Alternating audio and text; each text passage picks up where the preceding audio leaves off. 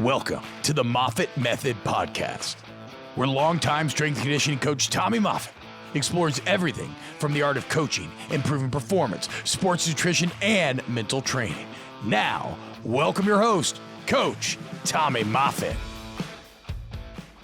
Welcome to the Moffitt Method Podcast, and I am your host, Tommy Moffitt. If you're listening for the first time, please take a moment to subscribe to the podcast and share it with your friends.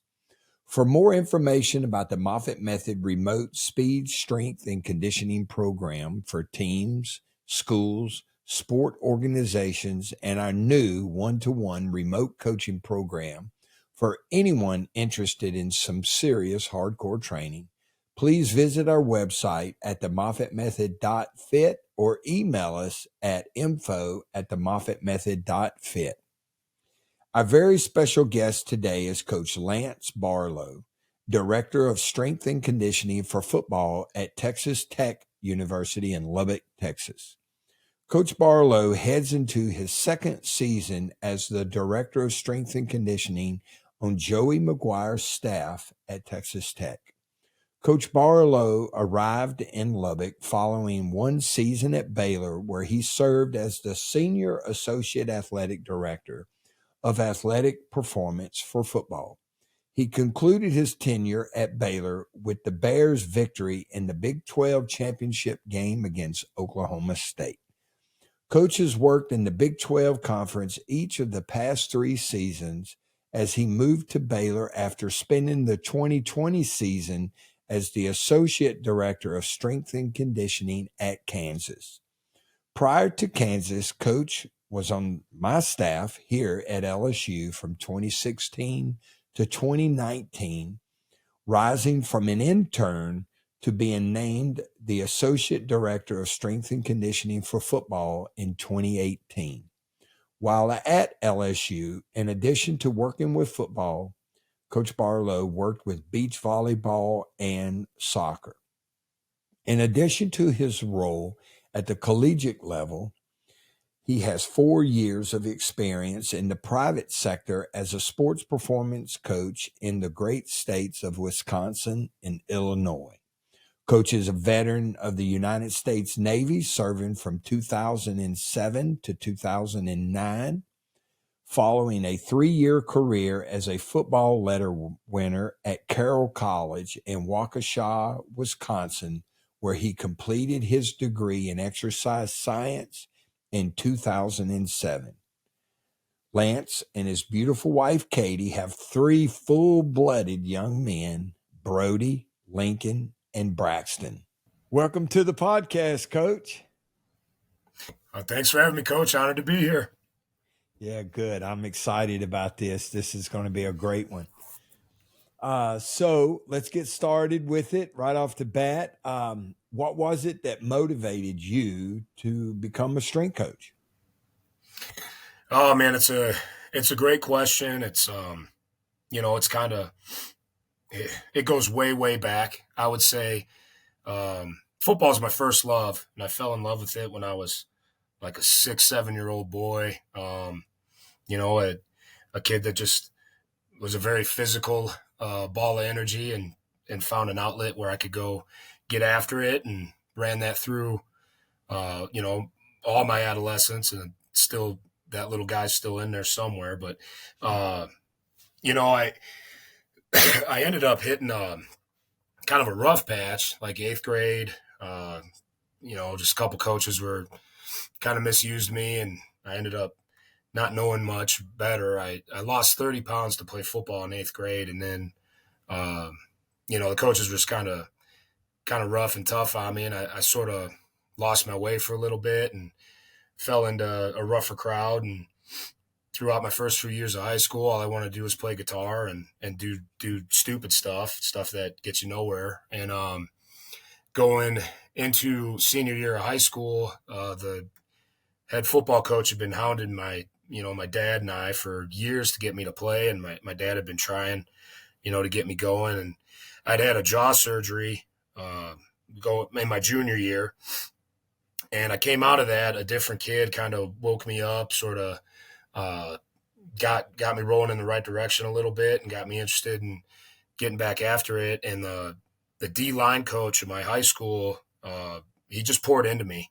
And for the first time in a long time, had somebody interested in me having a lot of potential, and he got me back into football. And without him, I would have never went to college, and I don't know where I'd be now. And he got me going, and I started playing ball again and kind of turned things around. And when I got to college, I for the first time in my life had a strength coach, and that man also a great man named Glenn Wright poured into me, and early on in my freshman year was like, hey, have you ever thought of being a strength coach?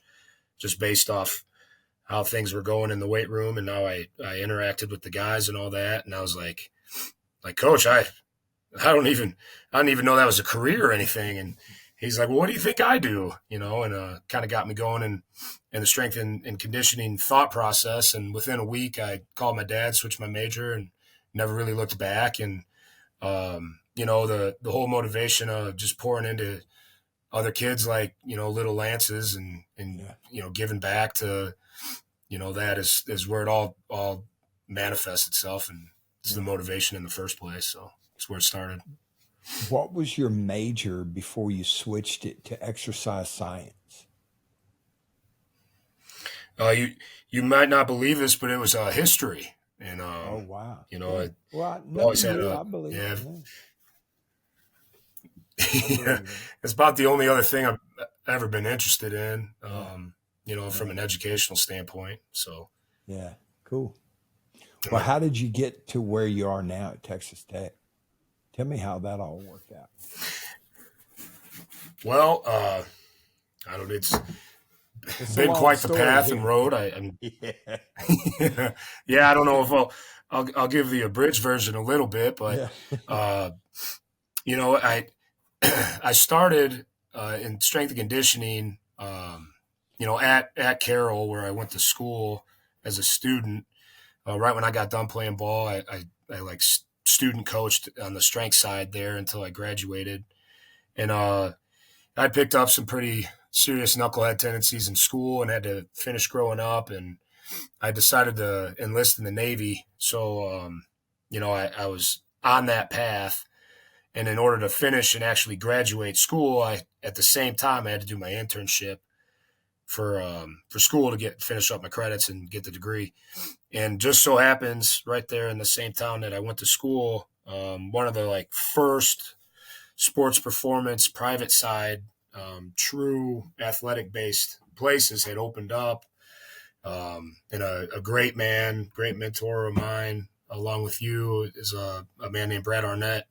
And he let me come and intern. And, a couple of my great friends and teammates that I played with were also into strength and conditioning, and they started there as well. And we just kind of got it going. And over the course of that summer, he offered me a job, and, I reluctantly but at the same point in time, kind of, knew what I had originally signed up to do, and told Brad I had to go serve in the Navy first. And, I loved it and was honored and all that. And he said, hey man, that's awesome. I love it and I support it. So why don't you go serve in the Navy? And when you get out, if you're still interested in being a coach, give me a call. So I went into the Navy, served, did my time, got out, and sure enough, called Brad, and he said, well, hey, let's go. Let's get it going. It had been 2-3 years, and he said he had a spot opening up in October, and I think I got out in January or something. So I picked up a gig in Chicago doing some sports performance stuff, and then traveled up to Wisconsin when it was time, and around the same time met my wife and got that all started. And early on in the process there, I trained, I had the privilege of training Jake, and he ended up chasing his strength and conditioning career, and he ended up down there by you. And, through all that time, I actually got out of strength and conditioning when Brody was born, because Katie owned a business, and it made more sense for us financially for me to run the business because she didn't want to go back to work after 12 weeks of mom leave. And I got it and had to step up and do that. And realized real quick that wasn't my. Yeah. Can you tell us what that business was? Yeah, it was a doggy daycare. So I was running a doggy daycare, and yeah, fish out of water probably isn't the right term, but I did my best and Yeah. realized quickly that wasn't my path. And Yeah. Katie Katie decided to move to Florida. Um, Yeah.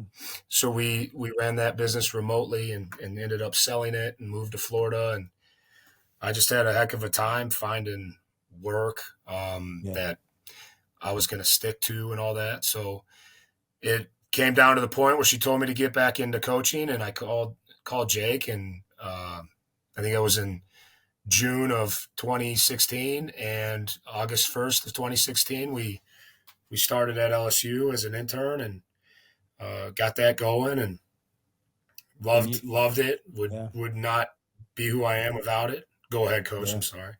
No. And so to me, this is the best part about this entire story because how old were you when you called? This is the part that I love. Oh man. So I gotta do math real quick. I must have been 2016. I was like 30. I think I was 30 years Yeah. old. Yeah. So you were At the 30 time, years and old. Yeah. But you had two boys then, correct? yeah, Yeah. yep, yeah. Lincoln was a newborn. Yeah. He was he wasn't even a year old when we came. So Yeah. So you were yeah, 30 years old but and you took an yeah, intern, a volunteer intern position at 30 with two kids and a stud for a wife.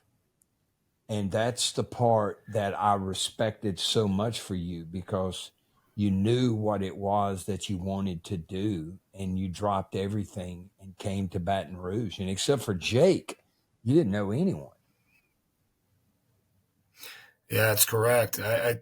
You know, having time to look back on it, if I'd thought a lot harder about it, maybe I would have freaked myself out. But at the time, in my gut, in my heart, I knew Yeah. that it was what I had to do to, provide for my family. And then at the same point in time, serve the purpose that I feel like I'm here to serve. Yeah. And I came to that realization through doing stuff that just trying to make ends meet and do what I Yeah. thought was best for my family and pay the bills, and realizing I was beating my head against the nail every Yeah. day, Yeah. and yeah, Katie, without her being the rock star, absolute stud and motivating. I mean, without her, I'd probably be face down in an empty pool somewhere, like they say in Yeah. old school. But Yeah. yeah, without her being the rock behind that, we wouldn't have made it. So it was awesome. I'm so glad we Yeah. did it. Cool. All right. So, what's the strength program look like now at Texas Tech? So yeah, the main reason, I love this question is because it really, the program itself, is a representation of everywhere I've been and everyone that's poured into me and everyone I've learned from. So like the Texas Tech strength program is Tommy Moffitt's LSU Tigers program. It is Coach Arnett's, programs at Next Level in Minnesota and Arizona. It's part of Coach Ben and it's part of Coach Vic and the stuff that I was able to experience and throughout my journey and absorb and see what why all of those people are successful and the stuff that they put into their athletes and the things that they apply and use and stuff that works so well. And we try and craft a program that pays homage to those things and does respect by them and we use the stuff that we think is going to be best. And at the end of the day, that all being said, there's a quote on the wall in the back of the weight room that says, strength is king. And there's no excuse for the lack of it. So we go ahead and get after it. And we've tried to build a program that is based, mainly in the fact that you have to be strong to play football and be an athlete, and work capacity is key. And everything that we do is stapled in those two tenets. And then we, build off that. And of course, put some performance-based stuff to it. But yeah, I mean, at the end of the day, I don't think anybody, I don't know if there's a term you'd put on it, but the tech program is it's a conglomerate. It's a stew of all the great stuff that I've been able to be a part of. All right. You talked about this in some of the correspondence that we've had, and what is the our own principle, and how do you apply it in the strength and conditioning program at Texas Tech? Yes, sir. So, I mean, the first off, the our own principle, it's really the term that I could come up with, in my limited intelligence and vocabulary, but it's really just a form of the golden rule. And I think the success that we have as a staff and a program in building trust and harboring culture and just getting, results and pushing kids to their potential is in what I call our own principle. And really all it means at the end of the day is that every kid that comes into that weight room is going to be treated the exact same way I would want my own son's strength coach to treat them. And, I hammer that into the guys that I'm blessed to work with, and they take it very serious, and our players feel that. And I do think that the success that we have and the willingness guys are, to come out and get after it for us is based in that. And I think it's really cool, and I think it's something that's non-negotiable. And I wish everybody, lived by it. It's something that is important to us. Yeah, it helps with buy-in, and kids respect you and will jump on a sword for you when when they're treated that way. So that's awesome. All right. Yeah, absolutely. Talk about the direction that strength and conditioning is going, and how you and the staff at Texas Tech are navigating that change kind of, in the strength and conditioning world as it is today. Yeah, this one's, it could be quite the rabbit hole, depending on the mood I'm in, at the time. Might change how, passionate or negative or positive I get towards this. But, the biggest concerns we see, in strength and conditioning as a whole is, I guess the best way to put it is a lack of true meaning or direction in training, and people trying to reinvent the wheel. And the things that I think a lot of people are missing out on is, the actual minutia and fight that has to go into navigating an 8-hour compliance week, or the efficiency that has to go into that, and the thought that has to go into it, and simply posting something on Instagram or Twitter about some sort of concept or neat exercise that might train one emphasis or variable that you're chasing, doesn't mean that it's going to do anything to move the ball forward for a football team or whatever program you might be training. So I think what I would say, my staff and I, what we struggle with the most is strength and conditioning lacking, yeah, I guess what would the best word be? Like some true, like roots, like pride, like sticking to the things that really, really matter. And, the just seems to be a straying away from strength as a true staple and pillar of the, like if you want to talk about the performance pyramid, same thing with work capacity. And people are chasing cool instead of worrying about training kids to be their absolute best. And in that, when they chase, the neat exercise or the feel good or whatever the next coolest corrective is or whatever people are looking at, like, are you actually really preparing a kid for football and life in those things? And I just, there's so many days where I just don't see that and I don't feel it, and it bothers me, and it's a huge concern. And I just would really encourage coaches to make sure that they really know what they're trying to do and trying to achieve, and just really dig in and figure out what, you stand by and are staples of, and just, try not to get lost in, there's a lot of stuff you got to wade through these days. So make sure you got nice big boots that can step in some deep stuff, and you can make your way through to the other side. Yeah. In Anatoly Bondarchuk's text, The Transfer of Training,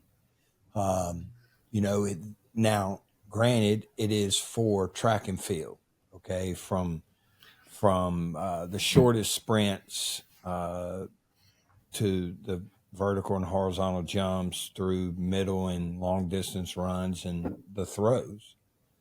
There isn't a lot of variability between the number of exercises that success is related to. In other words, when you read those texts, it's very narrow in the exercises that transfer to track and field. And track and field is a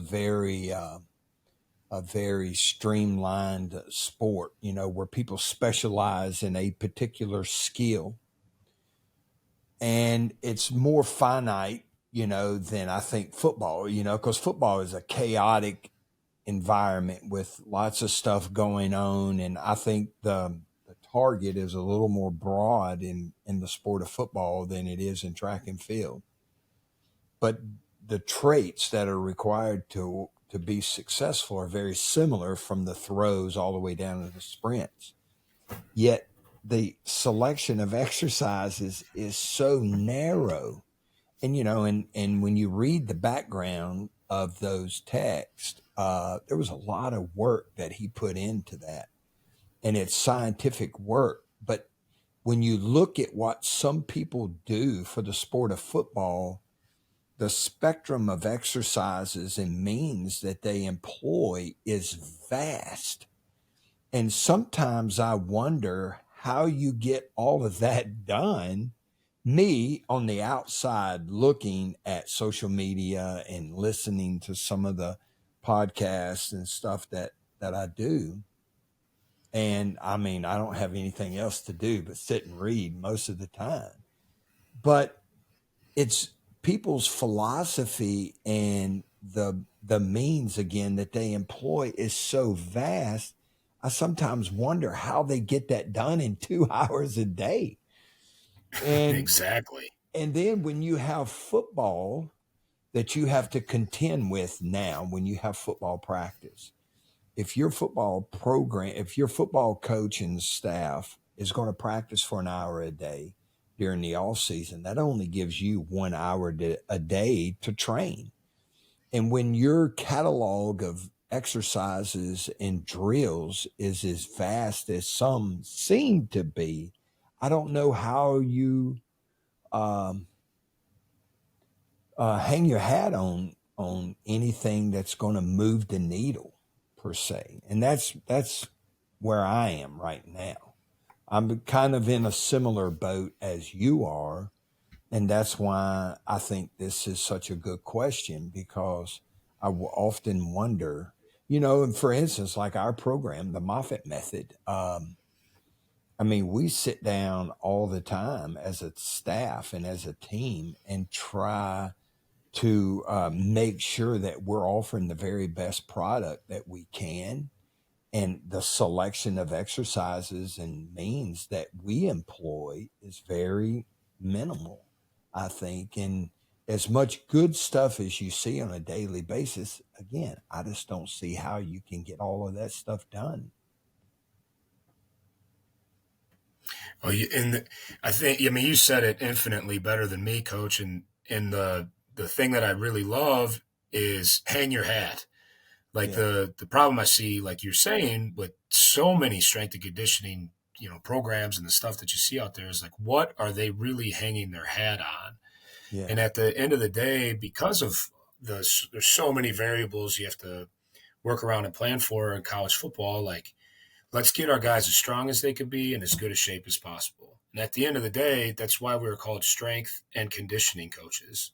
And, you could break it down into, a myriad of emphasis and variables and things that you want to train and hit and all this. But if you're getting your guys really strong and you're getting them in really good shape, you should be covering most of that stuff in the first place. So, it just seems like there's an overabundance of choices, and I know there's a million ways to skin a cat, but I'm just worried and concerned that kids aren't getting the absolute best that they should be because we're more worried about reinventing the wheel than we are about getting after it. Um, so in the off season, like in the winter and in the summertime, how much skill development work did your staff do? Did they do as much as we did when you were here at LSU? Did they do more? Did they do less? How much of that type of work? This past off season, in the once we started football school, which I want to say was in February, they were doing up to 2 hours a week, so two Yeah, 1 hour sessions. So that took us down to 6 hours of training, yeah, which was fine. I mean, we yeah, we made the most of it. So not as much as 2019, because if I remember yeah, right, um, I mean, we did a bunch of skill training, so much so that our running program had to adjust. yeah, There yeah, was one point in time where I think we weren't running much because they were yeah. getting it. Well, So, that's the thing. Yeah, when um, you but yeah, track them, you know that they're, as long as they're running fast at practice and the length of practice and the duration of work is applicable to the sport, then you have to let that be and do what you can to put the yep, very best product on the field. yeah, So, absolutely, yeah, ha- they're getting it. go They're ahead. getting it in. Let me ask you this about the technology that y'all use and tracking.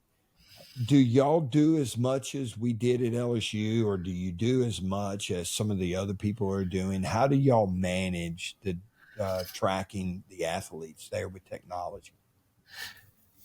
Great question, Coach. Yeah, we fully invested in Catapult GPS units, and every player on the roster wears one, Oh and that wow, has a lot to do with trying to promote practice habits. yeah, And we big on tracking velocities and efforts and those type of things, which I'm a huge proponent of. It's worked really well. It's helped us build a solid off-season running program. We really have things that we can track and work towards. But in the weight room, you know, uh, I was so lucky and blessed to be at LSU and exposed to technologies, and you gave me, put me in charge of running the four stacks and the jumps and stuff. So if I had some good exposure to those things and using all the velocity based training methods that we dove into. And as we started, you know, building a program here and looking to what we wanted to do and use, I none of it. I didn't need. I didn't need to jump them. We have force plates in the training room. So yeah, if we can get that done in there. They have a Nord board in there, so we get that done in there. And then from a training standpoint, I started diving into velocity-based methods, and nothing wowed me enough or was so much, such a no-brainer to me that we ended up choosing to do anything. And the main, one of the main reasons was efficiency. And I drove me nuts to look around and see a coach with their nose in their phone or players farting around on iPads instead of just getting after it. And at the end of the day, and God bless love Tendo units, but they're breaking left and right and stuff like that. So we go strictly percentage-based training in that regard. And I'd like to think my coaches are trained well enough and good enough to tell if a bar is moving fast or not. So we kind of navigate that. And then, the training room kind of takes care of some stuff for us. But there was no technology out there at this moment that I thought with the culture that we're trying to build and the way we're trying to coach that worked enough for me to validate going out and getting. And it's not that there's something I wouldn't get. It just, that's not where we're at right now. Yeah. No, I understand.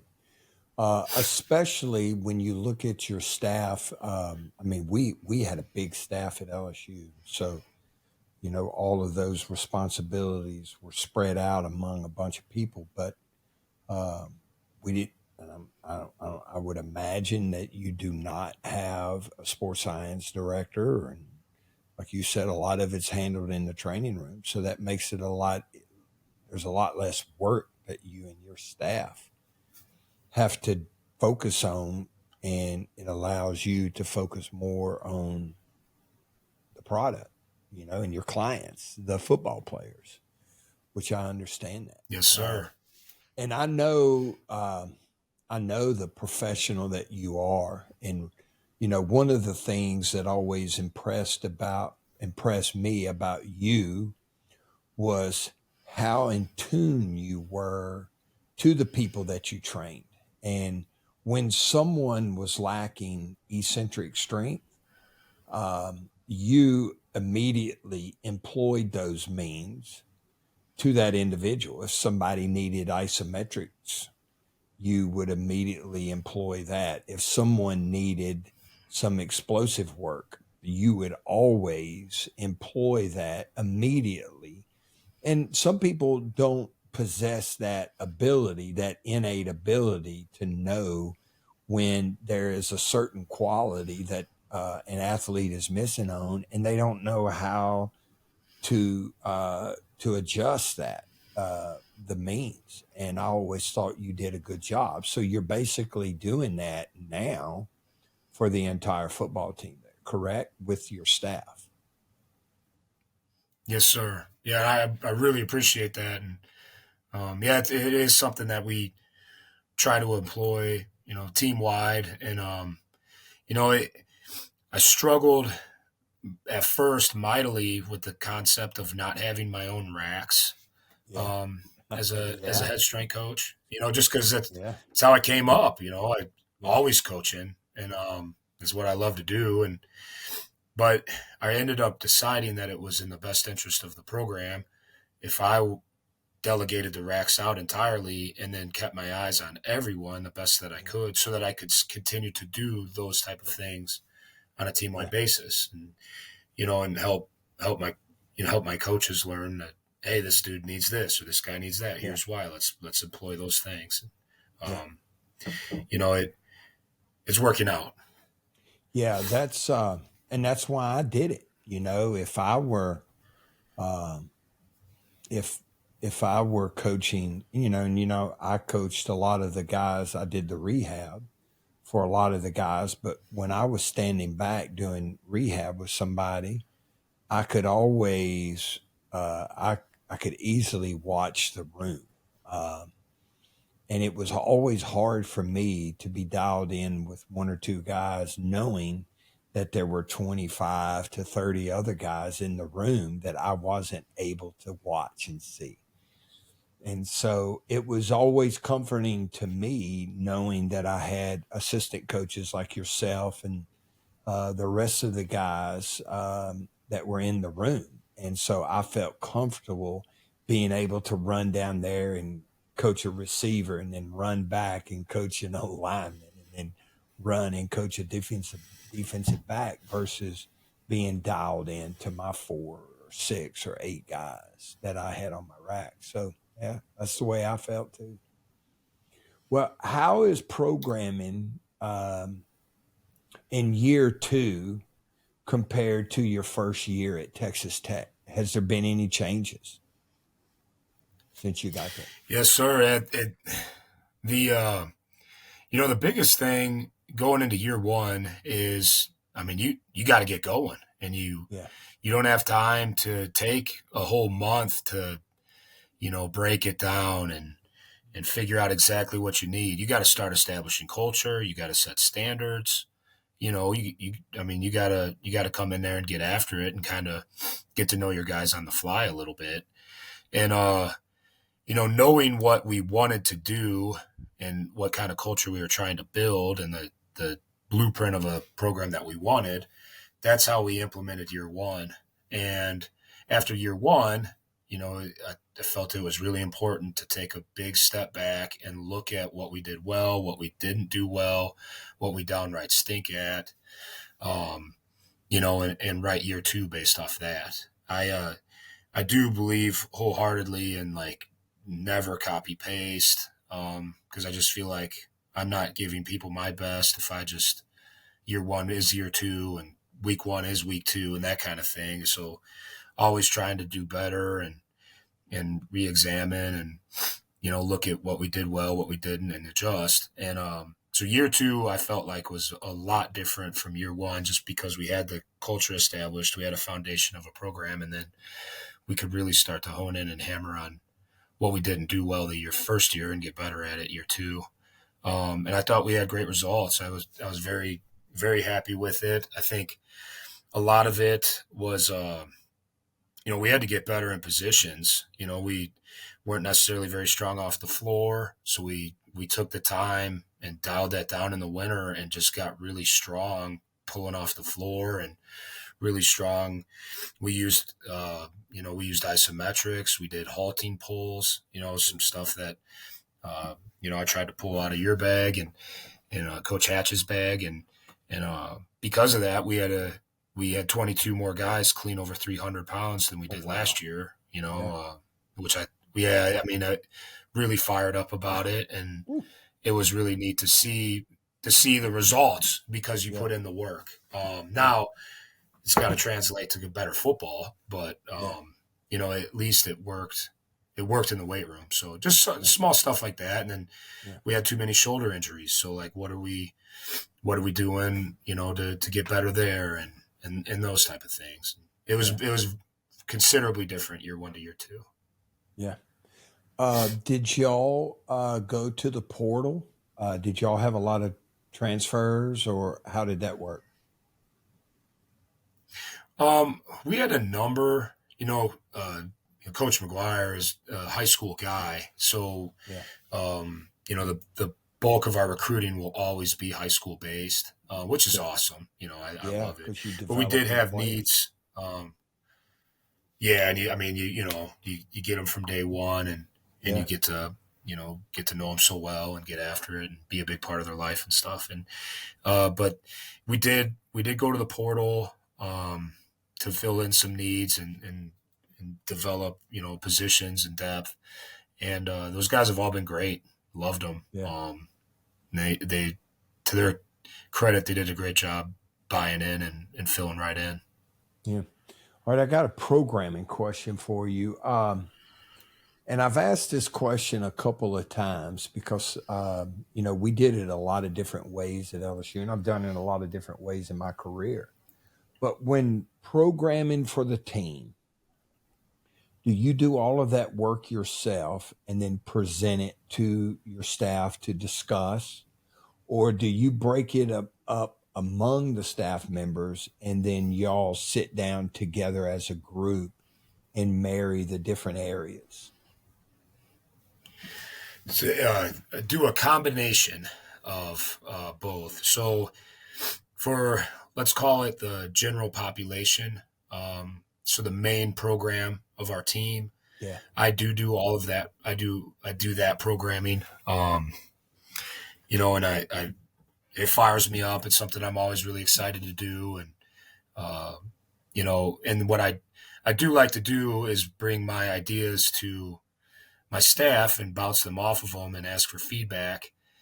And what I've noticed in those meetings so far in the first 2 years is I usually get, that sounds great, coach. And so what I've tried to do is on one-on-one, you know, more individual basis. Like I'll go to Aaron, you know, who you know well. And on a one-on-one, him and I will talk more about ideas. And I feel like I get a lot more, you know, great feedback and collaboration that way than in the group setting. Cause I just, you know, maybe the guys aren't comfortable yet, in that way. And that's fine. You know, they're awesome. I absolutely love my guys. They're the best, but I think that's something that I'm going to talk to them about, maybe improving, just giving me, don't be afraid to hurt my feelings. Like, let's go. Let's do what's best for the guys. And then for our developmental squad, so like all of our, you know, like our Freaky Friday lifts and their entire in-season program, I do let Aaron does all of that. I let him, good. Yeah. Like that's whatever awesome. He wants to do. And that's for, you know, to help build buy-in, but like let him develop. You know, and he's the absolute best. You know, I don't know where I'd be without him, but he kills it, and he really absolute stud. I know you and Coach Ben talked about him in that episode, but he's the greatest. But so he does all that, and then I have another young man on staff named Brandon Musgrave, and he does all of our RTP, and he does a phenomenal job. He's very gifted, very smart, very intelligent in his progressions and training, and he does a phenomenal job of getting those guys back better than they were before. And he also programs for our quarterbacks and our specialist. And then I try and build into he's your the Trav, program that I designed. Hey, so he is. He could beat up Trav, but he's my Trav. He's my Trav. He can outlive Trav too, right? Split trick, it'd be close, but I think the Colonel would still have him.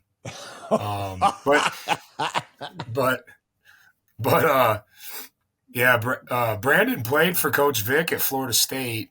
Okay. We call him Scrat, but he played linebacker, so he's you know, I know Trav's a scrappy dude, but Scrat would get after him a little bit. Oh, Colonel. The Colonel.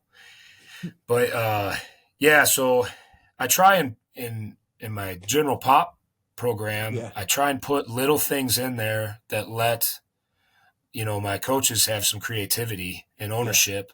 Even if it's just like, hey guys, today I want you guys to pick out the bicep work, whatever elbow carry you do, I want you to do it. Like I'm not going to tell you what to do, but I want you guys getting after it or whatever. You know, like, hey, let's get something in for upper back today. You guys pick it, you know, and each guy gets to do their own thing. And I think that helps with a little bit of ownership and, you know, just little things, but you know, that's how I kind of like to do it. Cool. Can you talk about your winter program and how that winter program sets you up to transition into the more intense summer preseason type program? How do you do that? Yes, sir. So, you know, coming off of year one into year two, and then, you know, be like, go the same thing, same kind of process going from year two to year three. You know, what do we need to get better at right away? You know, what do we need to hit reset on? And then what do you want the summer to look like? Like, what are you trying to set up for? So knowing that to begin with, like that's, you know, step one. How are you going to build the winter? And, you know, right off the bat, knowing that there's going to need to be a healthy dose of work capacity put back into the program as you lose some of that in season. I don't think the way that we get after it or the tempo that we work at suffers at all in season, but you need to get that dialed back in and go in full speed. So winter program, with a healthy dose of work capacity, and then the resetting and making sure we're starting back over from making sure that strength is king and getting a nice healthy dose of strength going into spring, and getting guys feeling good again, feeling like athletes that can get after it in the weight room, as opposed to guys that have just spent the last 14 weeks playing football every day and the consequences of that.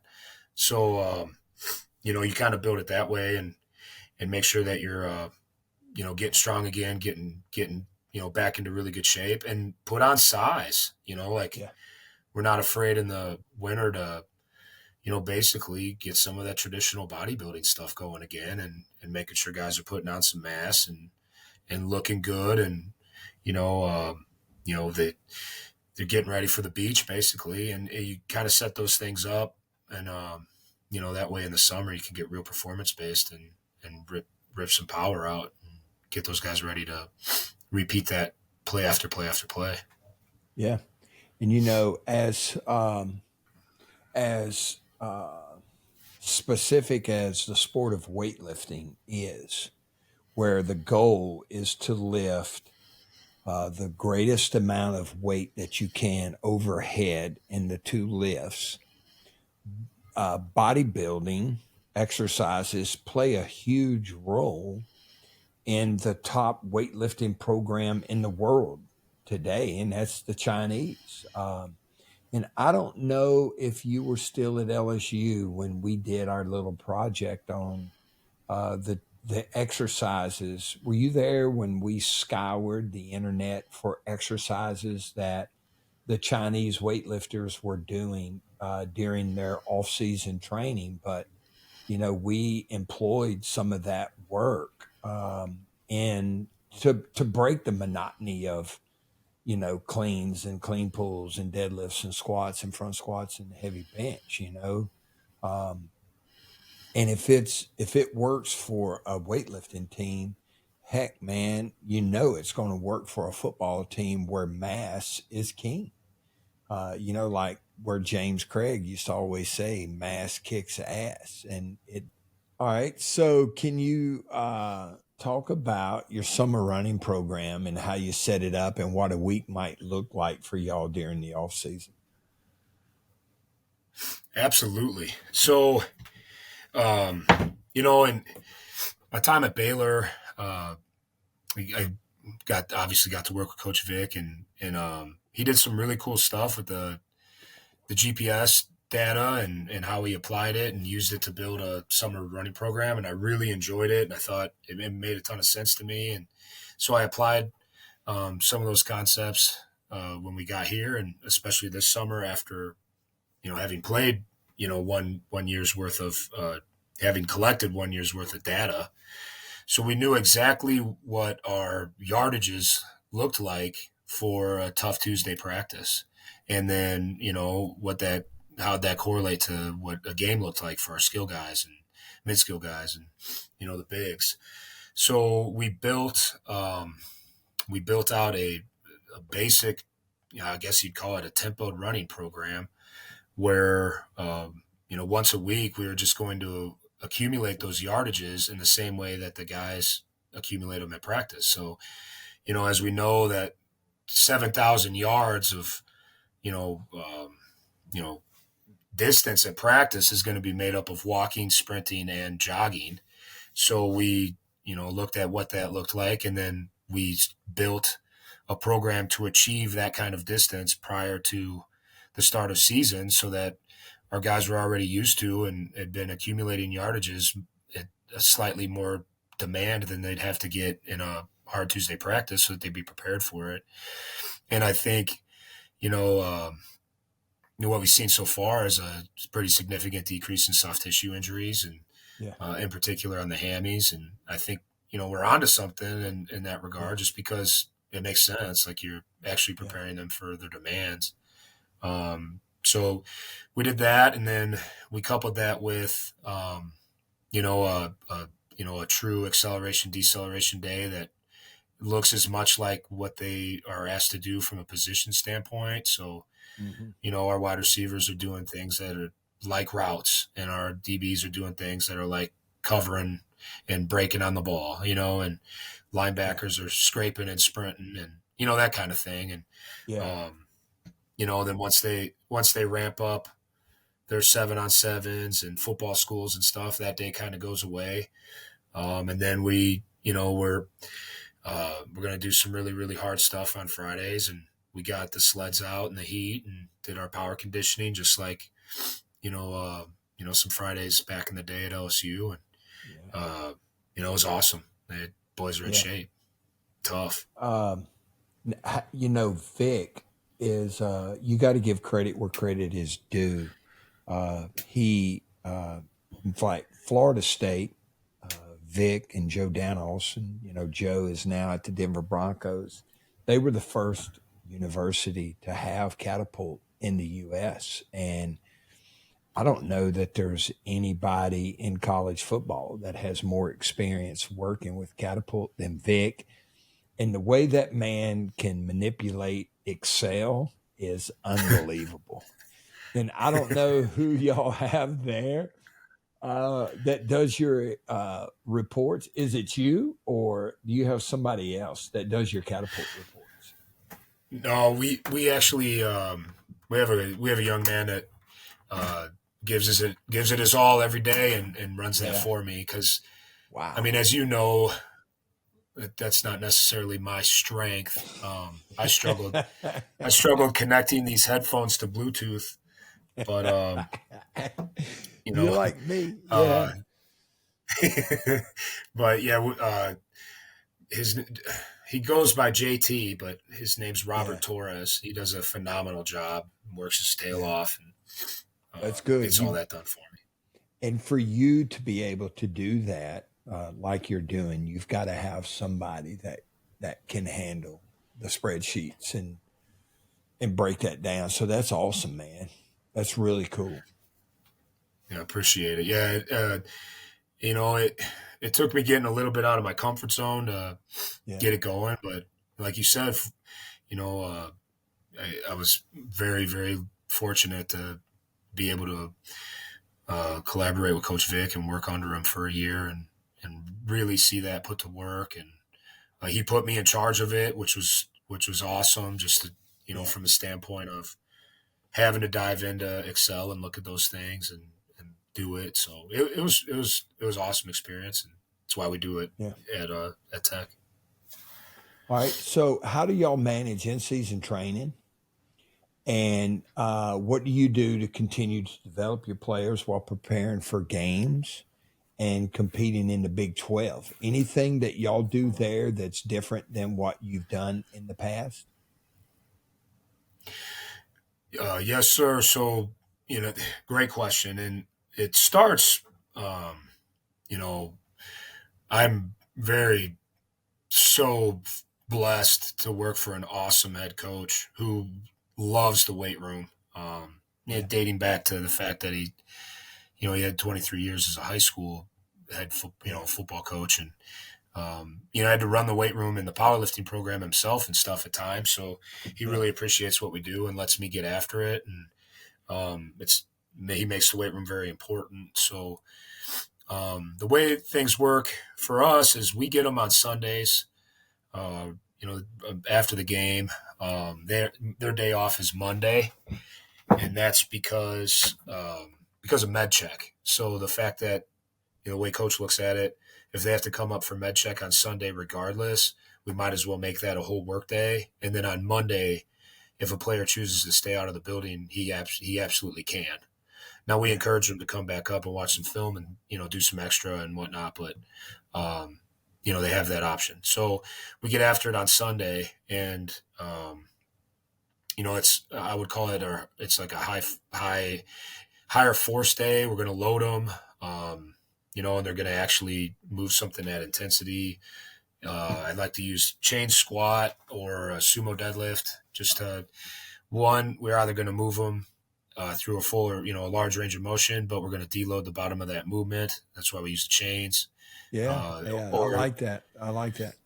And then with the sumo, shorter range of motion, so the intensity is a little higher on the sumo days. We waive that, and then try and we load it up and try and get this grip, that grip, this grip, that grip, and stack it and get all their back stuff going and get some elbow care and some neck and a little post chain before they get Monday off.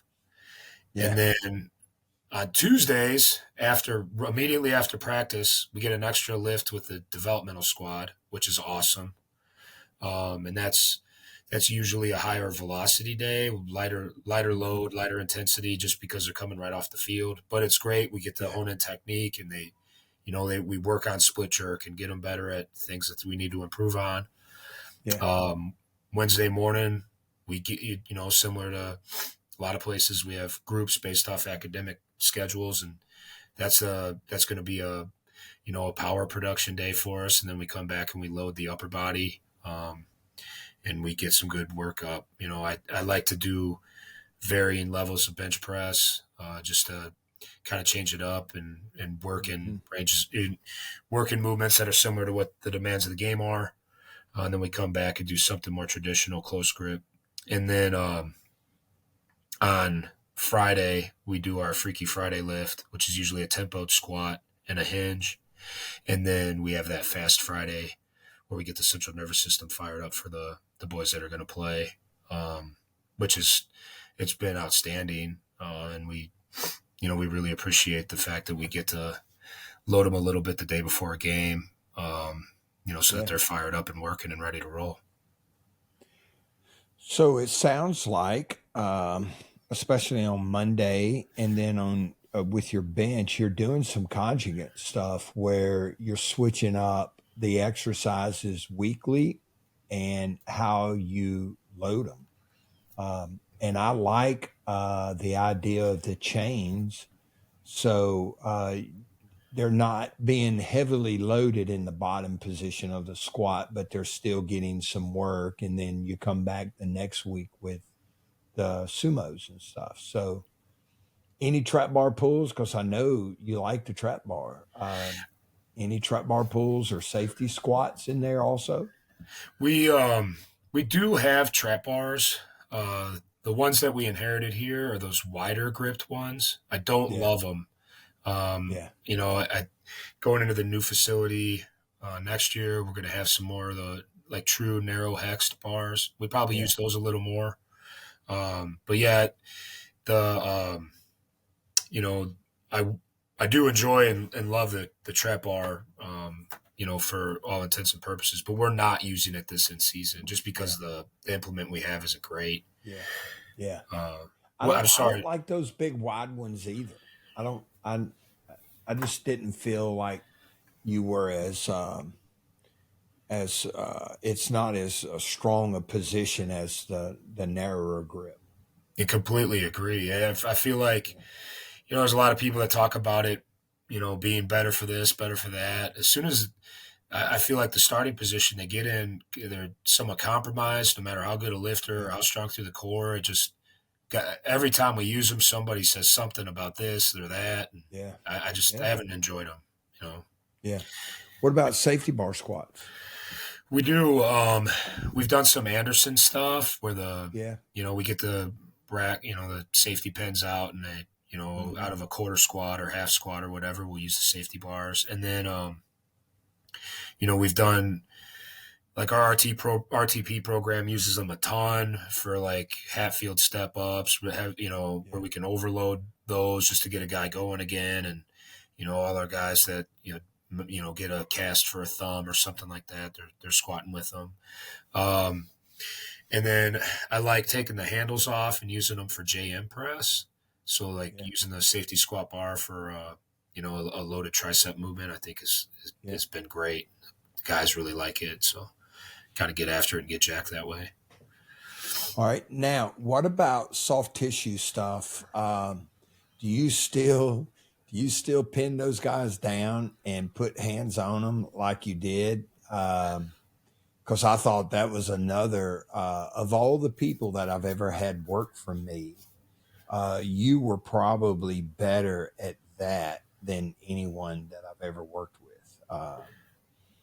It was just really neat to see the type of work that you did on. Now, they didn't like it, okay, but are you still doing that and FRC?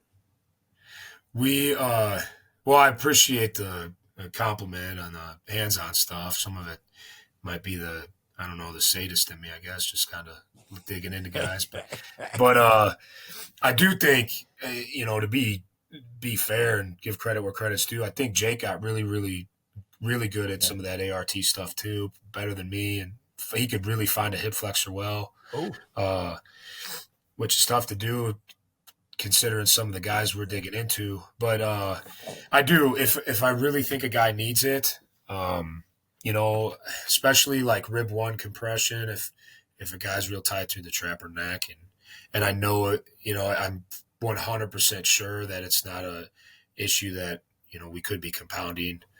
I'll dig in on there. And then we've done a couple hip flexors, but we have an athletic trainer here at Tech who is a great like chiropractor type. So he's my go-to, unless it's something that I know I can get. I send him his way just because I think he does a better job. It's good. Yeah, it's good. Yeah. And as far as FRC goes, we do use it at the hip and the shoulder for the full range axials. Now, for like RTP purposes or, there's a guy I notice he's just a little glued up or hemmed up or something somewhere. I might try something to get him going. But as far as implementing it on a team-wide basis, like pails and rails and stuff, we're not doing any of that just because of efficiency. And, I don't have 10 minutes a lot of times to do it, really understanding the, in the position I'm in now, the type of faith you had in us to do something like that, and let us go learn it and implement it team wide and have that success. I mean, I don't know if I'm at a point where I could do something like that, and, so really appreciate that. But we do use it for full range just to get in a warm up, get guys through full hip, internal, external, and then off we go. Yeah. All right. Can you discuss, I got two things I want to talk about. I want to go a little more in depth about Coach McGuire because, I always like to do a little bit of research I didn't have to do a lot of research on you because I know you really well, but I always like to look into the program and,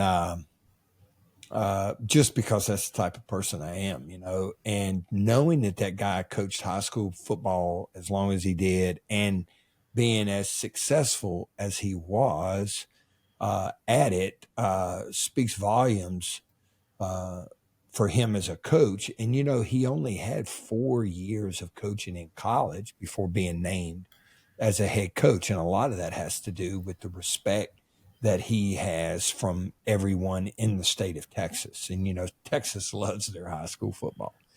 Oh, yeah. So can you talk about him and discuss along with that how y'all went about building your team culture? And the thing that was impressive, and I want to make sure I'm correct, last year y'all beat Texas and Oklahoma, correct? And that was the first time in the history of the program. It's correct. 100% correct. And they've been playing football there a long time. And so that guy has done something special. And, it takes longer than 13, 14 games to build a program. But so far, 8-5 last year, that's special. So can you talk about him some more? And then how all of that plays into building culture. And I think that we'll finish up because we've been going, in addition to some technical difficulties that we're not going to discuss. But can you talk about that? Absolutely. I mean, I'd love to. So Coach McGuire, in a lot of ways, honestly, I mean, I guess a good way to help you understand, like, I think you two would be like best friends. Like you guys, he reminds me a lot in ways, things that are important to him, things that he, wants to, get through to a team and, if a team represents, what they put on film is a representation of us, and the way that his team behaves is a representation of him. I feel like, you guys are very similar in that way. And, you're always trying to, mean, tough, nasty, and just being a team of high character and care factor, like very similar in that regard. But who he is what you see. I mean, he's like the realest guy.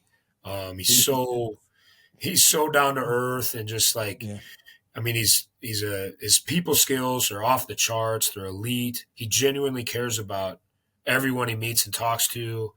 I mean, like my mom and dad are in town. He's probably met them one time, once or twice, and he knows their names, and like, goes out of his way to go talk to him and have a conversation. And we're getting ready for practice. There's not a lot of human beings out there, especially in the role that he's in, that would even have the thought, let alone do it, and be real about it. So he's at the end of the day, he's an extremely, extremely, high class, high value human being, to the nth degree. And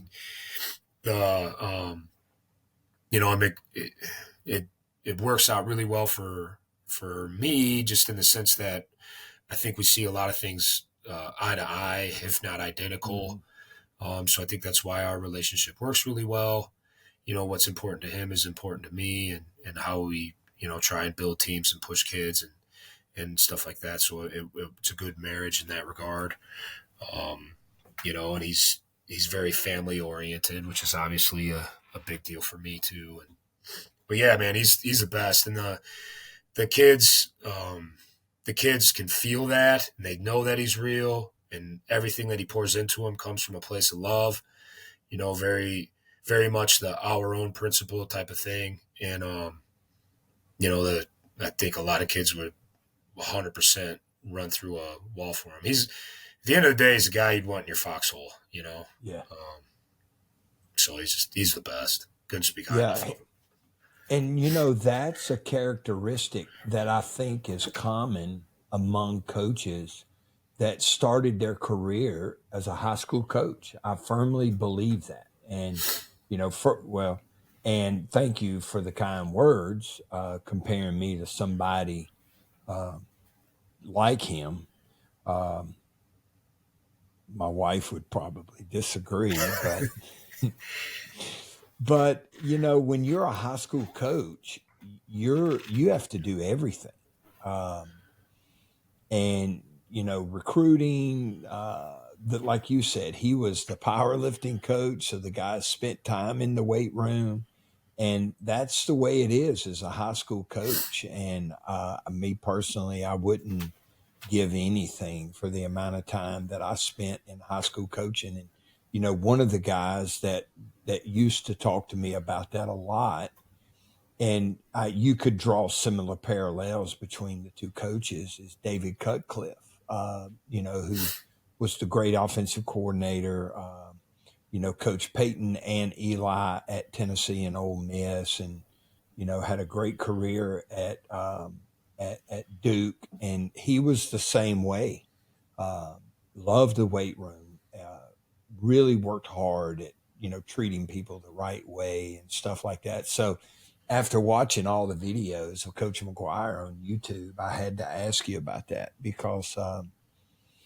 he's, the prototypical Texas high school football coach, and those people are driven and they do a great job of managing people and managing programs. So I know you're going to be successful. Well, I appreciate your time, man. I can't keep you on here forever. And the bosses at the Moffitt Method and Guarantee Media, who does all of our editing and posting, they get upset when I start going too long on these podcasts. So I had a couple that were 2 hours long.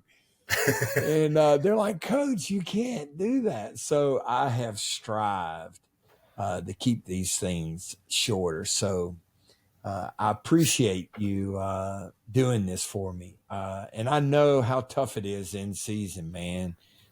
So I'm forever indebted for you for coming on here and sharing your experiences with us. It means a lot to me.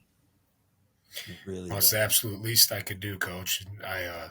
I'm forever indebted to you for many things. So anytime, anything you need, let me know. Yeah, I appreciate that. All right, man. And do me a favor and tell Katie and the boys that we said hello. It's great seeing them on Facebook, and the boys are getting bigger and older, so don't blink. I try not to. Thank you, and do the same. Please say hi to all the Moffitts for me. I will. All right, Lance. Thank you very much. Thank you. This brings us to the end of today's podcast. Thank you very much for tuning in. Please, if you haven't already done so, follow the podcast and share it with your friends. That's important. And if you have any questions about the Moffitt Method, our training solutions for all sports teams, organizations, and our new Moffitt Method one-to-one program for individuals who dare to train with us, go to our website, themoffittmethod.fit, or email us at info@themoffittmethod.fit. Have a great day, and we'll see you again next week. Bye-bye.